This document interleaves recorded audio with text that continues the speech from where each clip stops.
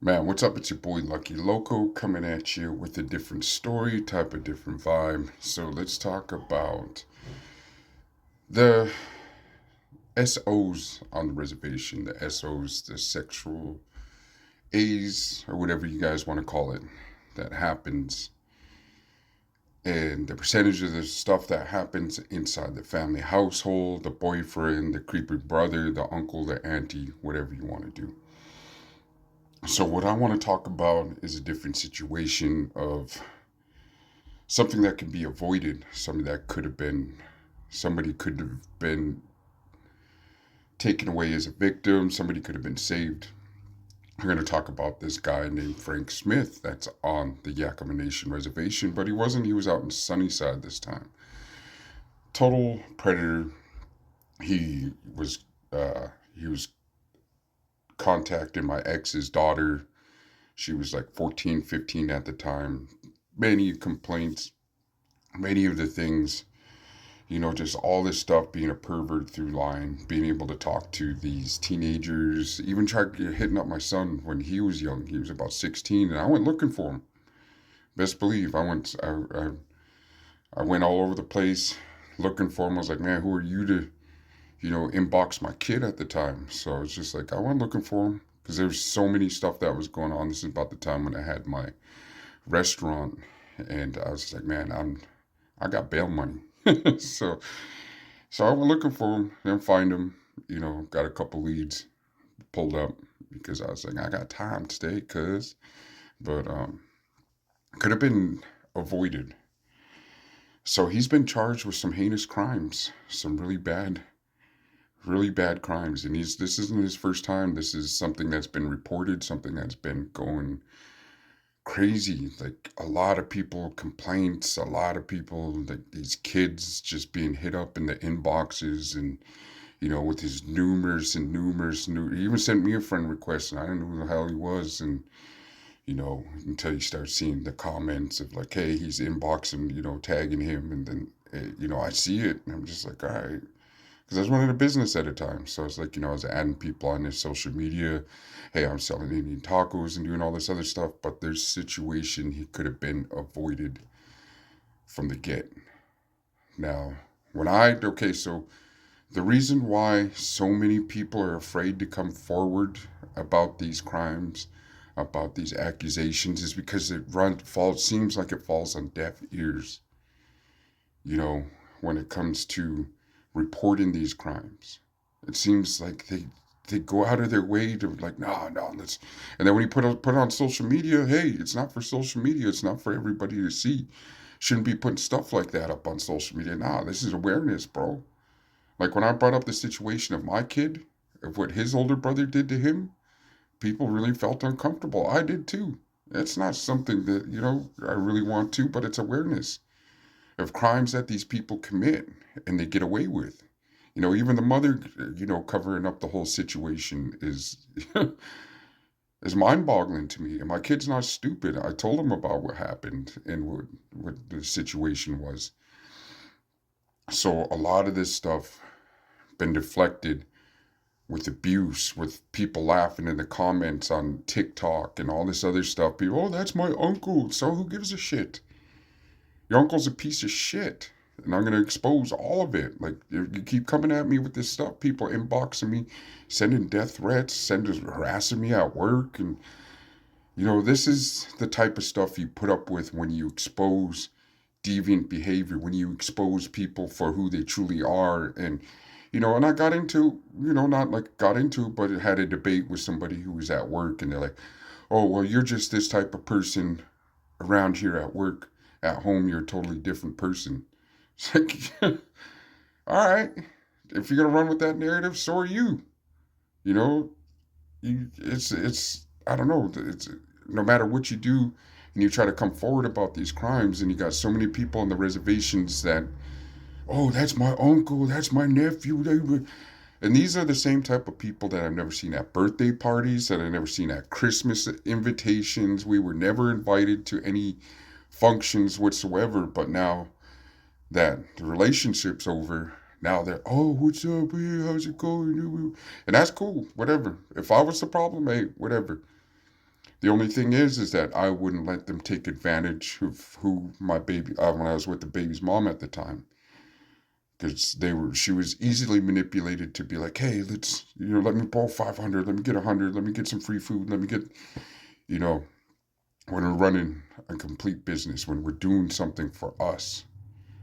Never once have they come in and say, hey, let me buy, let me support you, let me come by, grand opening. No family members. I'm not just talking about hers, my family too. My family didn't show up for the grand opening. It's all strangers and stuff. But anyways, I'm getting out of the point. The point I'm making, if something's going on and can be avoided, if you're a police officer, if you're all these people out here, I can't do nothing until to do something to let them know that he's being watched. This Frank Smith dude been charged with NCEST on one of his own kids, one of his niece or something like that.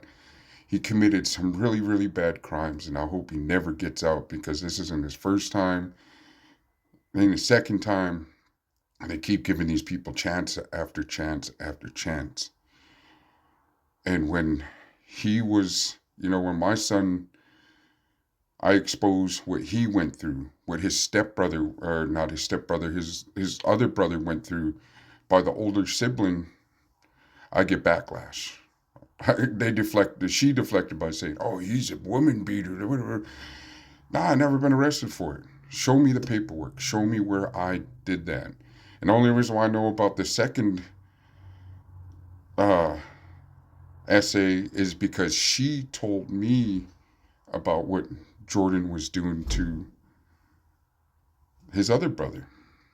So, report it, and it's going to fall on deaf ears. I'm sorry, but it seems like they just don't care. I told them everything. The FBI came and interviewed me. It was like, we can't do nothing about it.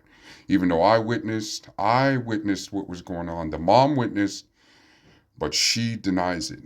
Even in court, she denies it. She cares about more of likes and shares and what she looks like on social media than she does at home with her own kid. That's why I have temporary full custody, went through custody battle.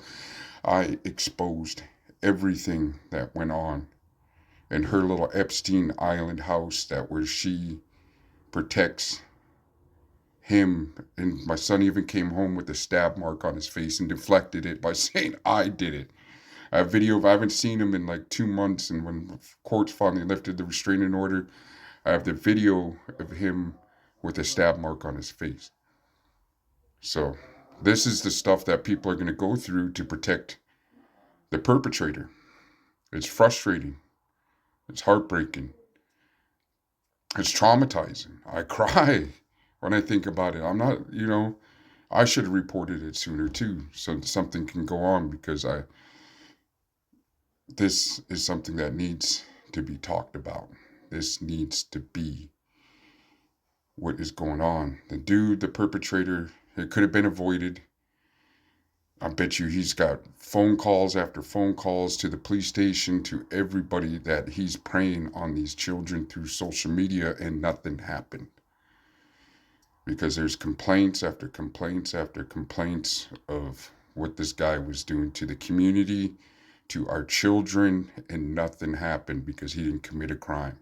But now that he did, again and again and again, now, where's the justice?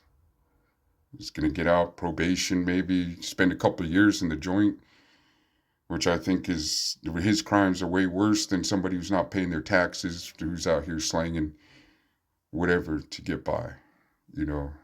All that can be, made back. The robberies, the insurance for breaking into houses and stealing stuff, all that can be brought back. But not a person's innocence, not a kid's innocence of being in that situation, to where it could have been avoided, but the police refused to make their move. So there's something's got to change, because these kids need our protection, and there's people out here preying on our children. And as you can see, of all the files that have been going on through the government on up, there's no trickle up, it's a trickle down. That's why these people get probation. It seems like they set it to where they don't have to deal with the consequences of their crimes and actions. So, you know, I'm glad he finally got arrested. I'm glad he is going to be sitting. I hope the worst on you, man. You're a real sick individual for preying on these kids, bro. And anybody in the Yakima area knows who I'm talking about, knows who I am talking about. And it's all over. These kids, they got to deal with, hey, man, I almost got from this dude. And the police refused to do anything about it. So step your game up, police officers, and, you know, persecutors. These people are out here preying on the kids. A Sunnyside man is being charged with child molestation and rape of his niece.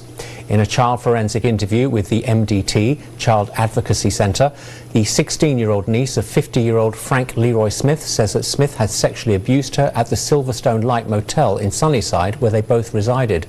Smith is being charged with rape of a child in the 3rd degree, child molestation in the 3rd degree, incest in the 1st degree, as well as unlawful imprisonment for trapping her in a bathroom and refusing to let her leave.